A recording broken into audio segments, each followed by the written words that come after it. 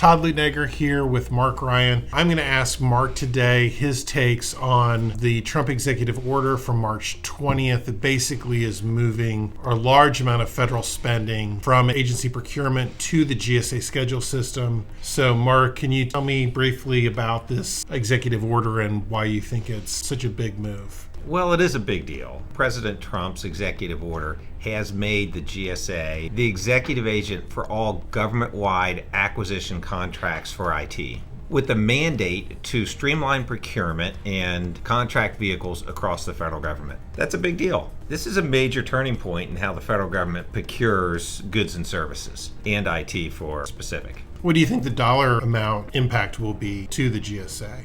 The U.S. government spent over $490 billion last year in fiscal year 2024 on goods and services. And that entire level is now being directed to be done through the GSA. This gives GSA schedule holders the potential to go from the $51.5 billion that was done through GSA last year to well over $500 billion being done through GSA going forward. That's a 10 times increase. That's a massive amount of money, Mark. How long do they have to implement this? The executive order gives all the federal agencies up to 60 days to either implement it or to come up with a plan to implement it. So why is this change such a big deal for IT companies? For IT, it's what the president has specifically mandated. Historically, many IT companies have hesitated to get on GSA because the products or services that they're providing weren't necessarily a good fit, or they weren't being procured through GSA, or they had other contract vehicles like SOUP, CIO SP4, OASIS, Seaport NextGen, ITES, and others.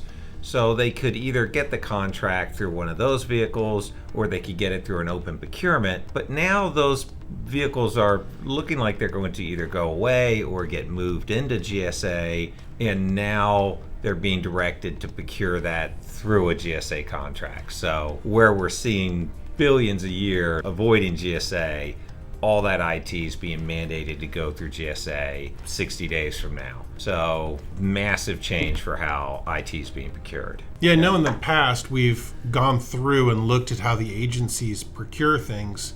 How will that change that strategy if someone's targeting a specific agency in the future? It's totally different. You're right. I mean, in the past, I'd have a client asking me how to get into NASA, so I'd say, sure, look at NASA. How are they procuring IT? SOUP, get on SOUP. It's very natural to look at how they're procuring, make sure you get that vehicle and target that agency, but that's no longer the case. Now, every agency is required to do it through the GSA. Going forward, companies will have to have a GSA schedule contract to be available to get onto those opportunities. Do you anticipate the GSA schedule system staying evergreen going forward, or do you think that there could be a change potentially there? You know, that's a great question. Obviously, OASIS Plus is supposed to go evergreen shortly. I anticipate that being through GSA, or it will be through GSA. Clearly, that's direction the government's going, is to making contracting what they call more efficient, more streamlined. So certainly I expect it to stay evergreen. And, you know, the big bottleneck I anticipate over the next 6 months is going to be the massive inflow of companies having to get onto the schedule. Right now, we have a mandate that 60 days from now, you either have to have turned over your procurement to the GSA or have a plan to.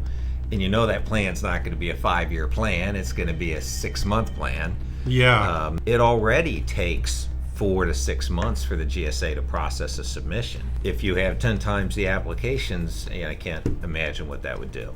You know, time's of the essence. Certainly getting in front of this, getting your application submitted sooner than later so it can get approved. Hopefully by the time these plans are implemented, you know, that's the urgency, that's the strategy right now. No, it makes sense. Do you think that the GSA will still be a mechanism where certification holders will still receive some form of preference? You know, GSA Advantage is a great tool, and I have a lot of clients that say, you know, the phone rang and the contracting with officers saying, I found you on GSA Advantage, I need this product or service or whatever it is. So certainly having certifications helps you get to the top of that list, so to speak. You know, the contracting officer calls the company with a cert before the one without it. So ultimately, you know, it helps. I haven't seen anything come out from the SBA or the GSA that implies it's going to change. So I expect to still see GWACs, with preferences in them for certifications. I still expect to see contracting officers